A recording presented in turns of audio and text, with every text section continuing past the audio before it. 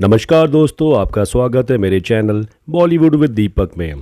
कौन कमबख्त है जो बर्दाश्त करने के लिए पीता है? अरे तोरे कारण तो कुत्ता भी न मरे बेगैरत, दूसरे गांव का साथ देते है गद्दार। हम दंगा फसाद किया है साहब, बराबर हम दंगा फसाद किया है।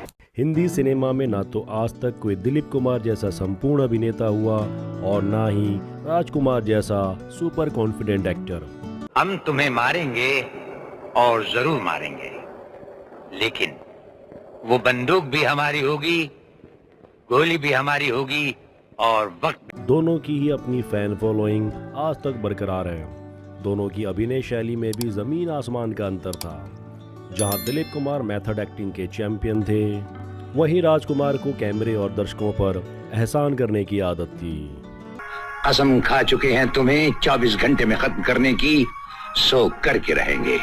लेकिन इन दोनों सितारों के बीच एक ऐसा हादसा हुआ जिसके बाद इनके बीच एक दो नहीं पूरे 36 सालों तक 36 का आंकड़ा बना रहा। वजह थी एक थप्पड़, वो भी सबके सामने।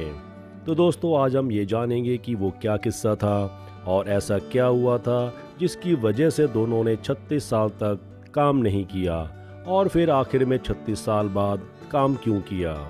वीडियो में आप अंतिम तक मेरे साथ बने रहिए और अभी तक आपने मेरे चैनल को सब्सक्राइब नहीं किया है तो प्लीज़ चैनल को सब्सक्राइब करना बिल्कुल ना भूलें। राजकुमार और दिलीप कुमार ने एक साथ पहली बार 1959 में रामानंद सागर की एक फैमिली ड्रामा फिल्म पैगाम में पहली बार साथ काम किया। इसमें एक सीन ऐसा था जिसमें दिलीप कुमार और राजकुमार के बीच बहस होती है और हाथापाई भी होती है। दिलीप कुमार इस समय तक एक बड़े एक्टर बन चुके थे और राजकुमार तुलनात्मक रूप से नए थे, लेकिन फिल्म में राजकुमार ने बड़े भाई का किरदार निभाया था और दिलीप कुमार ने छोटे भाई का। फिल्म की कहानी के हिसाब से राजकुमार को बड़े भाई होने के नाते छोटे भाई दिलीप कुमार को थप्पड़ मारना था। शूटिंग के दौरान राजकुमार ने दिलीप कुमार को एक ऐसा करारा हाथ मारा कि दिलीप कुमार सन्नाटे में आ गए। शूटिंग रुक गई। दिलीप कुमार चोट से नहीं मगर राजकुमार की इस हरकत से इतने नाराज हुए कि इस फिल्म के बाद उन्होंने कभी राजकुमार के साथ काम नहीं करने का प्रण ले लिया और उसके बाद दोनों ने किसी फिल्म में साथ काम नहीं किया। अब 36 साल के बाद 1990 के आसपास की बात है जब सुभाष घई अपने प्रिय लेखक सचिन भौमिक और कमलेश पांडे के साथ बैठकर सौदागर की कहानी लिख रहे थे। इससे पहले सुभाष घई ने कई सुपर फिल्में बनाई थीं। कहानी लिखते समय कास्टिंग पर चर्चा होने लगी तो सुभाष घई जरा विद्रोही किस्म के निर्देशक हैं। उन्होंने कहा कि दिलीप साहब और राजकुमार को इन दो मित्रों की भूमिका में कास्ट करेंगे। सुभाष घई को जानने वाले हर शख्स को आइडिया तो अच्छा लगा, लेकिन दिलीप कुमार और राजकुमार की आपसी कहानी को लेकर सबने सुभाष से कहा कि यह फिल्म कभी पूरी नहीं हो पाएगी। यहाँ सुभाष का शोमैन नेचर काम आया। उन्होंने भी ठान ली थी कि फिल्म लिखी ही दिलीप कुमार और राजकुमार को सोच के है, तो कास्टिंग तो वो नहीं बदलेंगे। सुभाष घई सबसे पहले पहुंचे दिलीप कुमार के घर। उनके साथ वो विधाता, हीरो और कर्मा में काम कर चुके थे, तो वो आश्वस्त थे कि दिलीप साहब उनकी कहानी सुनेंगे और हाँ भी कर देंगे। और हुआ भी ऐसा। जब वो कहानी सुना रहे थे तो 2-3 बार उन्होंने पूछा भी कि इसमें मेरे दोस्त का किरदार कौन निभा रहा है, लेकिन सुभाष घई बार बार बात को टालते गए और कहानी को आगे बढ़ाते गए। और बाद में उन्होंने जब हाँ कर दी तो वो बाहर आए और दिलीप साहब भी सुभाष घई को बाहर छोड़ने आए और वो गाड़ी में बैठे और गाड़ी में बैठते ही बोले, दिलीप साहब आपके ऑपोजिट इसमें राजकुमार साहब हैं। इससे पहले कि दिलीप साहब कुछ कहते, सुभाष घई अपनी गाड़ी लेके वहां से निकल गए।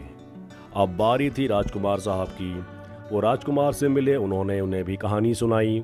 कहानी काफ़ी दमदार थी, उन्हें पसंद आई और राजकुमार साहब ने इसके लिए हाँ कह दिया।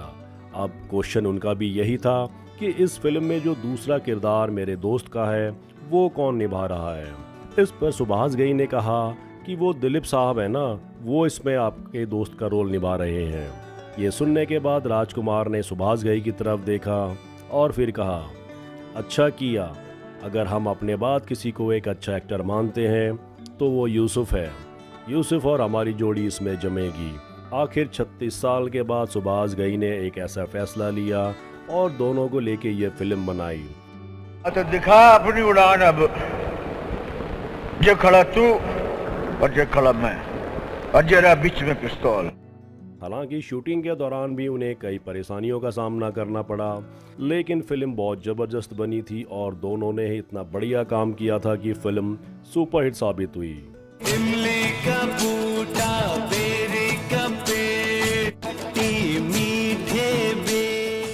तो दोस्तों, ये था बॉलीवुड का एक और पुराना अनसुना किस्सा। अगर आप ऐसे ही बॉलीवुड के अनसुने किस्से जानना चाहते हैं तो आप मेरे चैनल को सब्सक्राइब कर सकते हैं।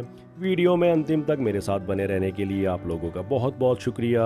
आप देख रहे थे बॉलीवुड विद दीपक। खुश रहे, सलामत रहें, टेक केयर दोस्तों।